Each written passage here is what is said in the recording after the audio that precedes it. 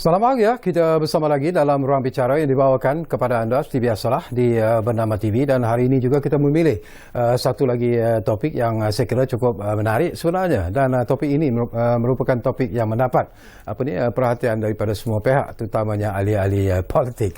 Dan topik yang kita pilih hari ini di Ruang Bicara ialah buka parlimen. Dari mana? Hendak ke mana? Ini satu persoalan yang cukup menarik sebenarnya. Dan untuk berkongsi pandangan dan juga pendapat berkaitan dengan isu ini, kita ada rakan di kemudahan Skype yang sudah pun bersiap sedia sekarang ini. Jadi kita ingin mengucapkan jutaan terima kasih kepada Encik Azmi Hassan yang merupakan seorang geostrategis yang sudah tidak asing lagi. Assalamualaikum Azmi. Waalaikumsalam. Lama tak berjumpa anda sebenarnya. Anda sihat ya? Sihat macam biasa, Syakawi. Terima kasih. Okey, yang mendapat perhatian masyarakat rakyat Malaysia dan ahli-ahli politik khususnya ialah tentang pengumuman di mana satu mesyuarat khas parlimen selama 5 hari akan diadakan untuk Dewan Rakyat dan 3 hari untuk Dewan Negara. Dan ini seolah-olah memberi semacam kegembiraan yang luar biasa sebenarnya, terutamanya kepada ahli-ahli parlimen, kepada ahli-ahli Dewan Negara, bukan ahli-ahli Dewan Rakyat dan juga ahli-ahli Dewan Negara. Tetapi pandangan secara peribadi daripada Azmi, apakah ini satu keputusan yang tepat sebenarnya dilakukan oleh kerajaan untuk mengadakan mesyuarat khas parlimen seperti apa yang diwar-warkan ketika ini, Azmi? Ya, Syakawi, bukan saja ahli parlimen yang bergembira, tetapi rakyat biasa juga bergembira dengan tak kisahlah apa yang dipanggil mesyuarat khas, persidangan 5 hari, tapi yang pentingnya adalah ahli parlimen dapat menyuarakan pendapat mereka, cadangan mereka kepada kerajaan, dan kerajaan dapat mencadang balas tentang pendapat yang diberikan oleh semua-semua ahli parlimen. Begitu juga dengan rakyat, Syakawi, bahawa mereka boleh dikatakan menyampaikan keluh kesah mereka kepada wakil rakyat, menyampaikan apa yang mereka lalui kepada wakil rakyat supaya disampaikan ke kerajaan.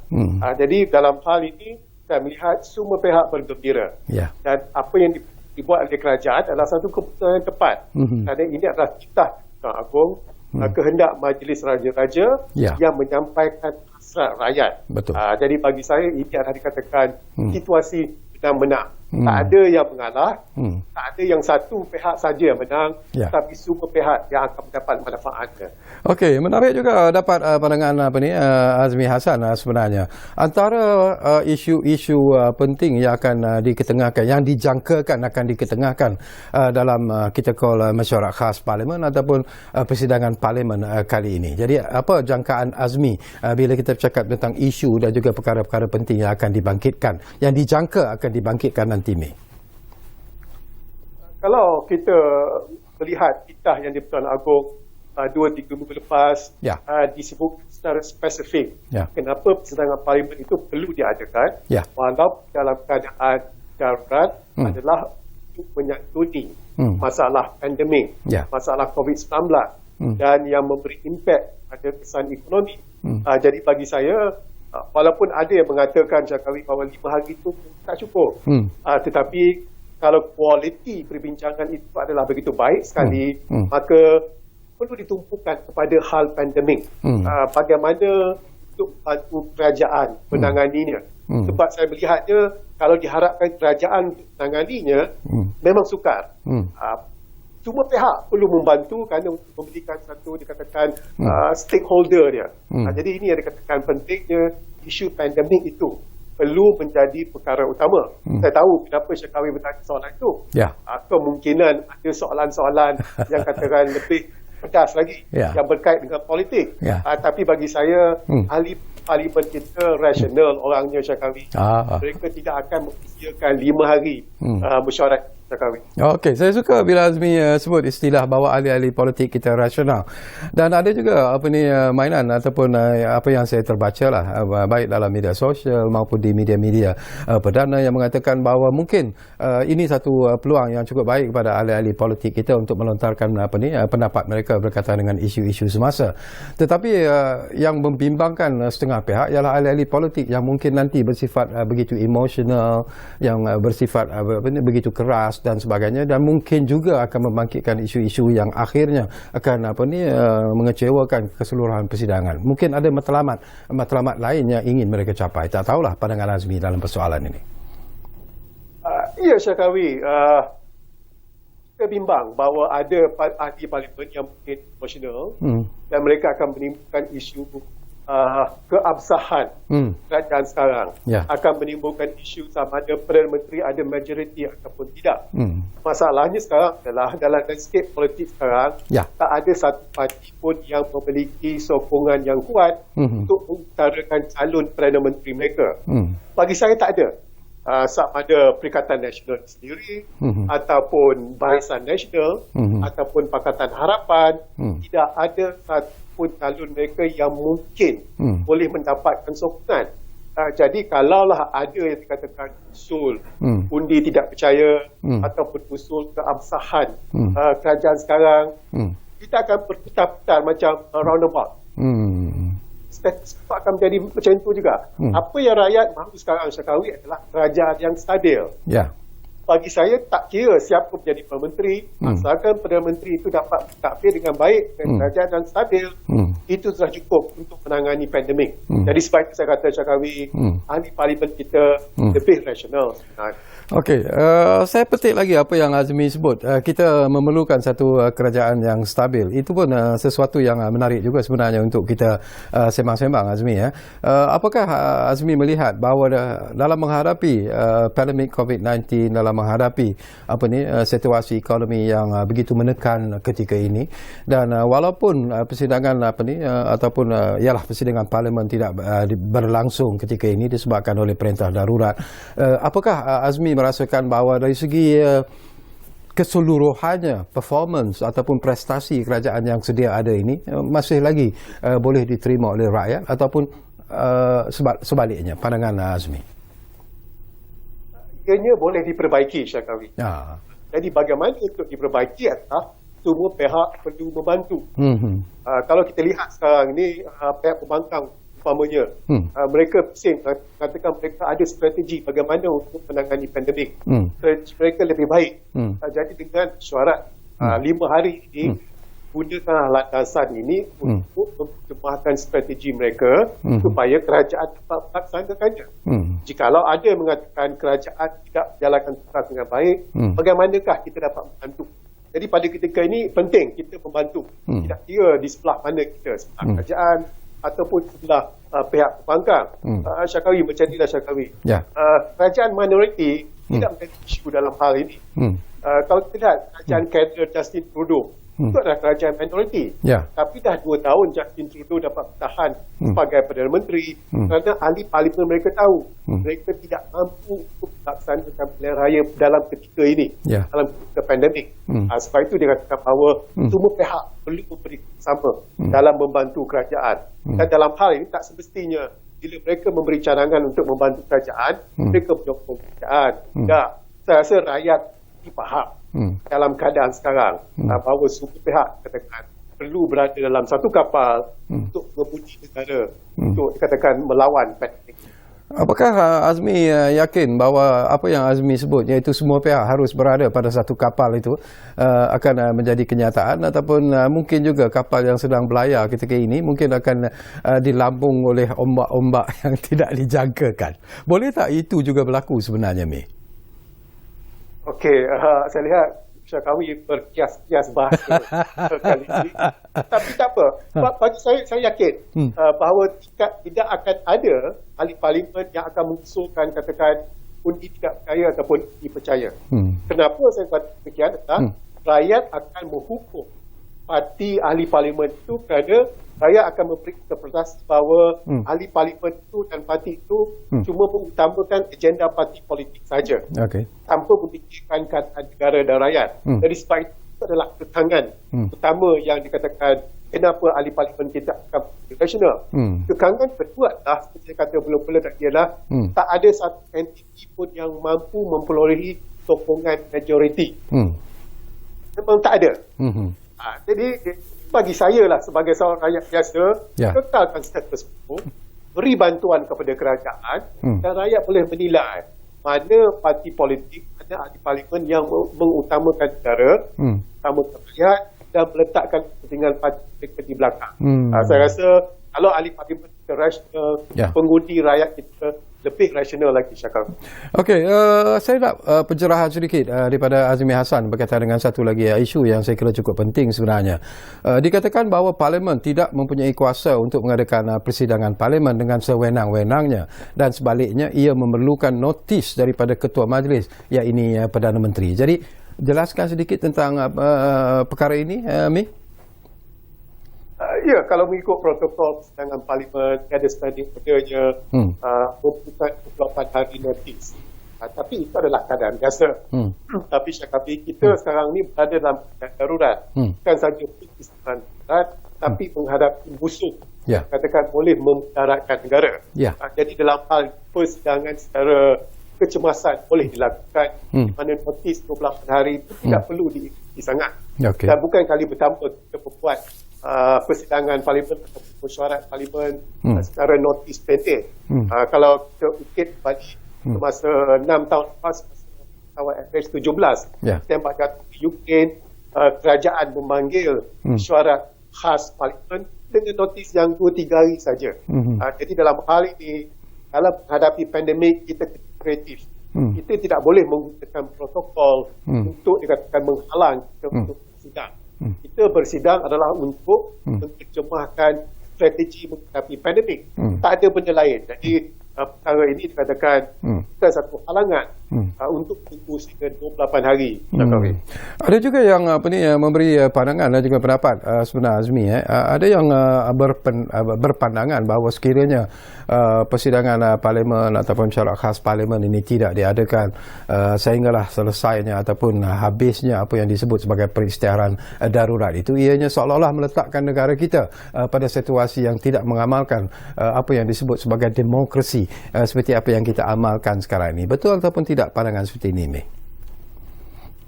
Ya, betul, Syakawi, bahawa persidangan Parlimen itu adalah katakan salah satu yang mengungkap proses demokrasi selain pilihan raya.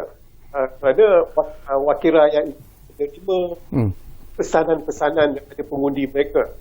Macam mana orang macam saya nak menyampaikan hasrat saya kepada kerajaan itu melalui wakil rakyat saya. Dan wakil rakyat saya menggunakan sidang Parlimen untuk menyampaikan hasrat pengundi dia. Kalau itu tak tercapai, maka cacat inilah demokrasi kita. Di mana sekarang ini yang bisingnya cakap adalah 220 ahli Parlimen. Rakyat tak boleh bersuara kerana tak ada pilihan raya. Jadi landasan persidangan Parlimen itu cara terbaik yang bersuara kepada wakil rakyat mereka supaya keluh kesah disampaikan kepada kerajaan. Okey, Azmi, semakin menarik sebenarnya perbincangan kita, tapi seperti biasalah kita diarah untuk berehat dulu buat seketika. Azmi, jangan ke mana-mana, terus berada di tempat anda sekarang ini, dan kepada anda juga jangan ke mana-mana, kembali semula sebentar saja lagi bersama kami di Ruang Bicara ini yang kami bawakan kepada anda, mana lagi tentunya Bernama TV. Kita jumpa lagi.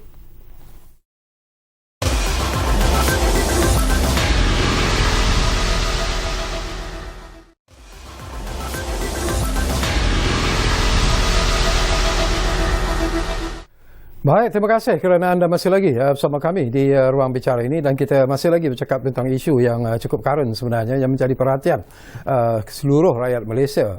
Kalau tak keterlaluan saya sebut, buka Parlimen dari mana, nak ke mana. Dan kita ada tetamu yang cukup istimewa yang kita sembang-sembang melalui kemudahan Skype, Azmi Hassan, seorang geostrategis yang sudah tidak perlu diperkenalkan lagi. Baik, satu lagi perkara juga yang saya nak dapat pandangan Azmi sebenarnya. Kalau kita mengikut artikel 150 perkara 3 dalam perlembagaan ada disebut bahawa peristiharan darurat dan segala ordinan yang diisytiharkan oleh Seri Paduka Baginda yang di-Pertuan Agong mesti dibentangkan di Parlimen. Jadi apakah ini sebenarnya menjadi perkara penting sebenarnya, mengapa mesyuarat khas ataupun persidangan Parlimen ini perlu diadakan?